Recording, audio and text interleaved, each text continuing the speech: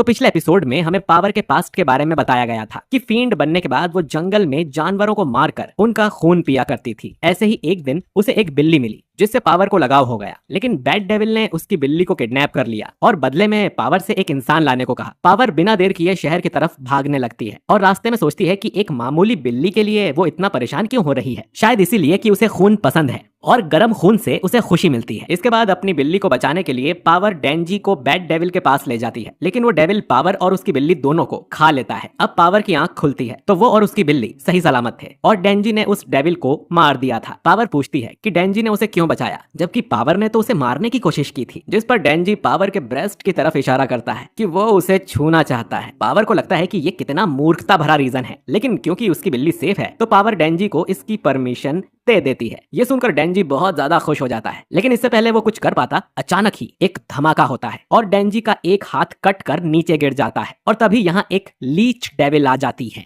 और डेंजी के हाथ को उठाकर निगल लेती है। पावर हिल नहीं पा रही थी तो वो डेंजी से कहती है कि उसकी बिल्ली को लेकर यहाँ से भाग जाए। डेंजी अपनी पावर कॉर्ड खींचता है पर वो पूरी तरह से ट्रांसफॉर्म नहीं हो पाता क्योंकि कुछ देर पहले ही डेंजी का काफी ब्लड लॉस हुआ है। लीच डेविल समझ जाती है कि इसी ने बैड डेविल को मारा है और ये असल में बैड डेविल की गर्लफ्रेंड है, लेकिन उसे डेंजी भी काफी क्यूट लगता है और वो उसे जिंदा छोड़ देने का ऑफर देती है, लेकिन पावर और बिल्ली को मरना होगा। ये सुन डेंजी लीच डेविल से लड़ने को तैयार हो जाता है और डेविल भी उस पर अटैक करने लगती है। पावर सोचती है कि डेंजी कितना मूर्ख है जो अपनी जान जोखिम में डाल रहा है सिर्फ उसके ब्रेस्ट छूने के लिए। खैर, डेंजी उस पर एक जोरदार पंच मारता है, लेकिन डेविल डेंजी को दूर फेंक देती है और बोलती है कि तुम बहुत कमजोर हो, तुमने बैड डेविल को कैसे मार दिया? फिर वो बताती है कि उसका और बैड डेविल का एक सपना था कि वो मिलकर पूरी दुनिया के इंसानों को मार देंगे, लेकिन डेंजी ने वो सपना तोड़ दिया। डेंजी भी उसे अपने सपने के बारे में बताता है जो कि लीच डेविल को भी बहुत घटिया लगता है। डेंजी अब भागकर डेविल के पास जाता है और उसकी गर्दन पर एक कट मार देता है। इसके बाद डेंजी चिल्लाता है कि कैसे सब उसके सपने का मजाक उड़ा रहे हैं, जबकि उनके खुद के सपने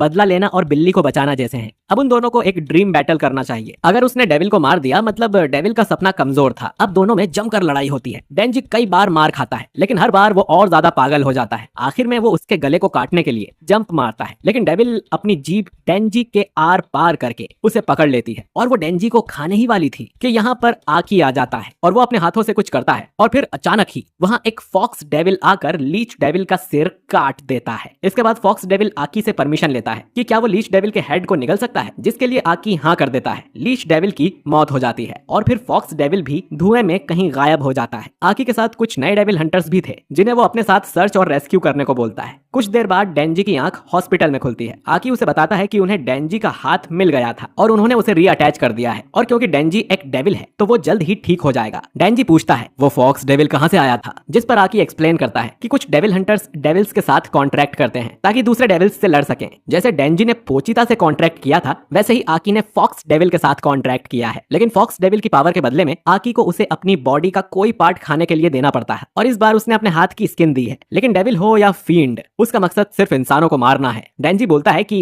पावर तो ऐसी नहीं है, जिस पर आकी रिवील करता है कि सीसीटीवी की मदद से उन्हें पता चल गया था कि डेंजी और पावर शहर से दूर गए हैं और फिर बैड डेविल वाले घर के पास डेंजी का खून देखकर उन्हें सब समझ में आ गया कि पावर वहां डेंजी को मारने गई थी, लेकिन फिर भी उसे डेंजी बचा क्यों रहा है। अब डेंजी झूठ बोलते हुए कहता है मुझे तो ऐसा कुछ याद नहीं। आकी को याद आता है कि कैसे कई लोग चेनसॉ मैन को थैंक यू बोल रहे थे उनकी जान बचाने के लिए, लेकिन वो एक आदमी उसे गालियां दे रहा था क्योंकि उसने उसकी कार डेविल पर फेंकी थी। आकी डेंजी को बताता है कि अगर उसने माकीमा को सब कुछ सच बता दिया तो पावर तो मारी जाएगी ही, साथ ही तुम भी मारे जाओगे उसे बचाने के चक्कर में। लेकिन क्योंकि आज किसी इंसान की मौत नहीं हुई है तो आकी ऐसा नहीं करेगा, सिर्फ एक शर्त पर कि डेंजी को आकी की हर बात मानना पड़ेगी। डेंजी इसके लिए राजी हो जाता है और बोलता है कि भले ही मेरे सपने आकी के जितने बड़े नहीं हैं, लेकिन उनके लिए मैं भी उतना ही सीरियस हूँ। इसके बाद आकी हॉस्पिटल से बाहर आ जाता है जहाँ हिमेनो और पावर उसका वेट कर रहे थे। पावर बोलती है कि डेंजी से तुम्हें पता चल ही गया होगा कि मैं कितनी मासूम हूँ। आकी उसकी हथकड़ी खोलने लगता है और हिमेनो बोलती है कि अगर अब पावर किसी इंसान को मारती है तो इसकी जिम्मेदारी आकी पर होगी। आकी बोलता है कि सभी डेविल्स और फील्ड उनके दुश्मन है, लेकिन अगर वो किसी दूसरे डेविल को मारने में उनके काम आ सकते हैं तो वो उनका यूज जरूर करेंगे, पर वो उनके दोस्त नहीं है। शाम को आकी हेडक्वार्टर में जाकर माकीमा को रिपोर्ट देता है कि पावर और डेंजी गलती से शहर से बाहर चले गए थे जहां उन्हें एक बैड डेविल मिला। डेंजी ने बैड डेविल को मार दिया और फिर लीच डेविल को डिवीजन 4 ने खत्म कर दिया। माकीमा बोलती है कि पावर और डेंजी पेट्रोलिंग एरिया से कुछ ज्यादा ही बाहर चले गए थे, ऐसा करके उन्होंने रूल्स तोड़े हैं। आकी कहता है कि हम उस गलती को नजरअंदाज कर सकते हैं क्योंकि कोई इंसान की जान नहीं गई है और उन्होंने 2 डेविल्स भी मार गिराए हैं। माकीमा आकी की बात मान लेती है और बोलती है कि आकी अब नरम दिल का हो गया है, शायद उस पर भी डेंजी का असर हुआ है, जिस पर आकी कहता है कि वो बिल्कुल नहीं बदला। अगली सुबह हम देखते हैं कि आकी बहुत डिसिप्लिन वाला लड़का लड़का है। वो टाइम पर उठता है और घर के सारे काम भी टाइम पर ही करता है। वहीं डेंजी भी अब उसके साथ रहते रहते काफी मैनर सीख गया था। आकी जब लंच बना रहा था, अचानक उनका दरवाजा कोई जोर से पीटने लगता है और फिर पावर दरवाजा तोड़कर अंदर आती है, क्योंकि वो भी अब इनके साथ आकी के घर में रहने वाली थी। आकी को माकीमा का कॉल आता है जो बताती है कि उसने ही पावर को वहां भेजा है ताकि आकी डेंजी के साथ उसका भी ध्यान रख सके। आकी पूछता है कि वो इन सब पागलों को उसके पास ही क्यों भेज रही है, जिस पर माकीमा बताती है कि क्योंकि उसे आकी पर ही सबसे ज्यादा भरोसा है। ये सुनकर आकी कुछ नहीं बोलता और मान जाता है। अब लंच के टाइम पावर अपनी प्लेट में सब्जियां देखकर गुस्सा हो जाती है और खाने को फेंकने लगती है। इस पर आकी और डेंजी दोनों उसे डांटने लगते हैं कि उसे खाने को इस तरह वेस्ट नहीं करना चाहिए। पावर को असल में इंसानों की तरह रहना आता ही नहीं था। वो टॉयलेट फ्लश नहीं करती थी और कई दिनों तक तो नहाती भी नहीं थी। और डेंजी और आकी दोनों उसे मैनर्स सिखाने लगते हैं। अब रात को जब डेंजी टॉयलेट साफ कर रहा था, तब पावर उसके पास आकर अपनी ब्रेस्ट की ओर इशारा करते हुए कहती है कि तुम हमारी डील भूल गए क्या?